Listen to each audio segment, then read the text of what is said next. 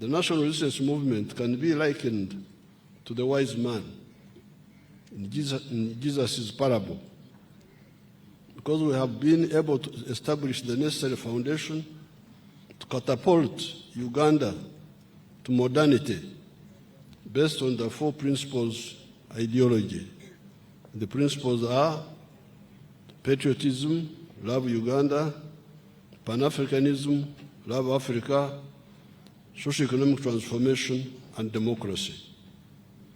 The aim of this ideology is to promote the mass line, i.e., guaranteeing the social uplift of all segments of the society, and not just the few elites.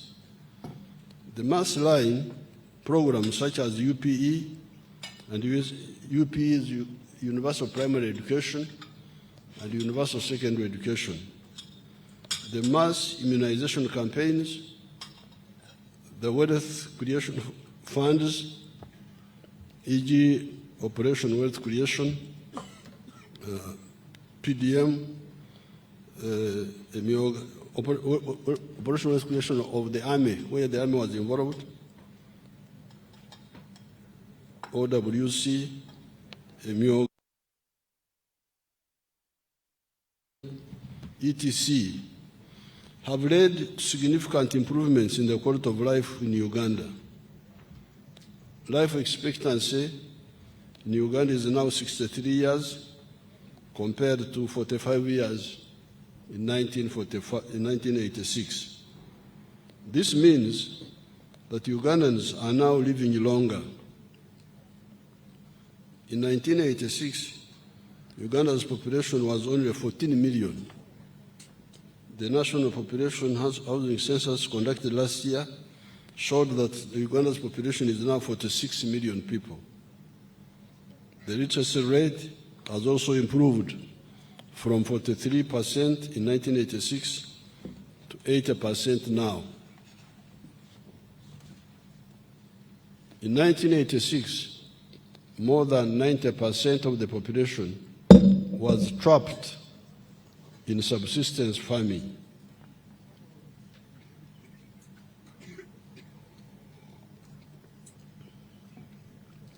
i.e., working only for food with no surplus to take to the market to get money. There has been a significant reduction in the percentage of households in subsistence agriculture. They are now 33%. And you hear that at the beginning they were 90%. These few illustrations show that implementing the mass line programs is the most effective way of triggering socio-economic transformation.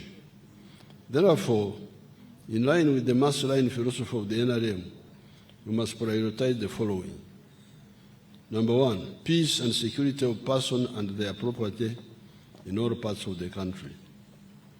Number two, accelerating industrialization with focus on building factories which use locally available materials as inputs.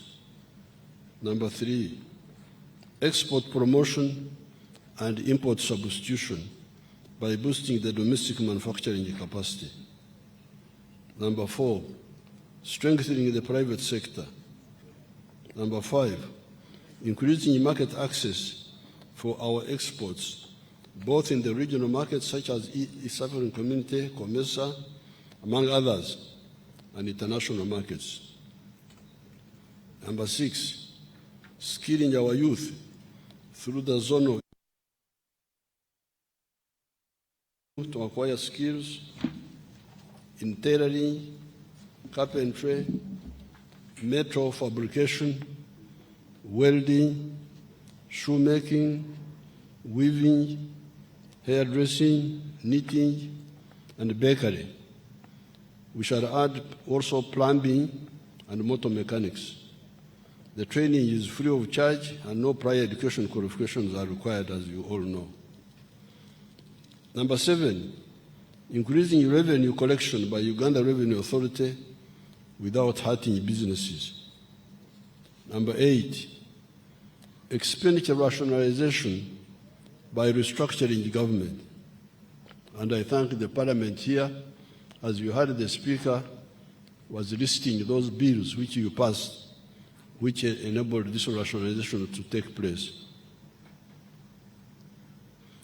Fighting corruption, number 9. Number 10, ensuring that the remaining 33% of the homesteads still practicing subsistence agriculture join the money economy.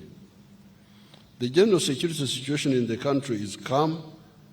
However, the traditional and non-traditional threats to national security continue to manifest in the form of terrorism, negative political activism, general and cross-border crime, as well as health and environmental risks. The national borders are secure, save for the spillover effects resulting from the conflicts in the Eastern Democratic Republic of Congo, South Sudan, Sudan, Khartoum, and Somalia. These include influx of refugees and asylum seekers, illegal immigrants, and proliferation of small arms and light weapons. The capacity of the national security agencies, i.e. Uganda Police Force, the Internal Security Organization, supported by the Army, the UPDF, has been enhanced in order to combat crimes and guarantee the safety of all Ugandans. You saw how they stopped this young person who blew herself up the other day because she wanted to go into where people are, but it was foiled. It was